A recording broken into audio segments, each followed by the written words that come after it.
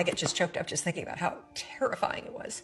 And so I found myself at the age of 41, like just feeling like a complete failure. And I would lie there. And I would think about the lien on the house, and I would think about the bankruptcy that we were facing. And I would think about how much we had fought the night before. And I would think about the fact that I was unemployed. And I would hit the snooze button. I mean, why would you get up when your life is like that? Why would you? In the scheme of life, hitting the snooze button is not that big of a deal. But here's the thing about life. None of us wake up and say, today is the day I destroy my life. What we do is we kind of check out because it feels overwhelming. Or we check out because we're afraid. Or we check out because we start listening to self-doubt. And then we make these teeny tiny decisions all day long. We don't even realize it. A decision to not get up on time, a decision to not eat the right thing, a decision to snap at your kids, a decision to not speak in a meeting, a decision to not look for a job, a decision to not deal with your finances, a decision to not call your parents, like whatever it is.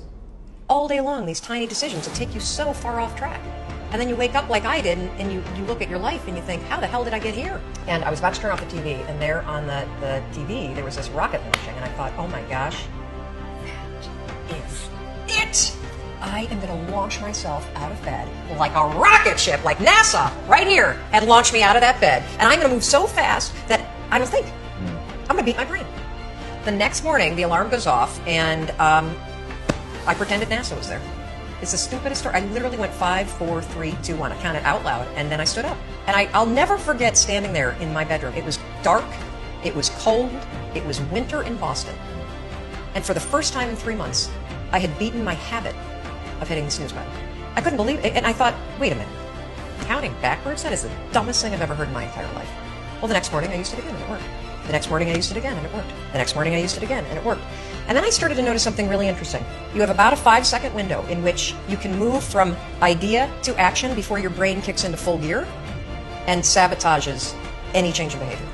Because remember, your brain is wired to stop you from doing things that are uncomfortable or uncertain or scary.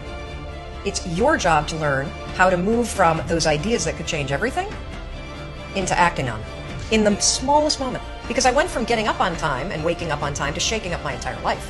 Because when you understand the power of a 5-second decision, and you understand that you always have a choice to go from autopilot to decision maker, everything in your life will change. You will be a different negotiator, you will be different in sales, you will be unstoppable in the gym, because you will realize the amount of garbage that you put in the way of your hopes, of your dreams, of your potential, of your confidence, of your courage. Everything comes down to the decisions that you make. We all know what to do. None of us know how to make ourselves do it. So the single most profound use of the 5-second rule is mind control. You can actually use one stupid little trick to push yourself to grab it. I wanted to change my life.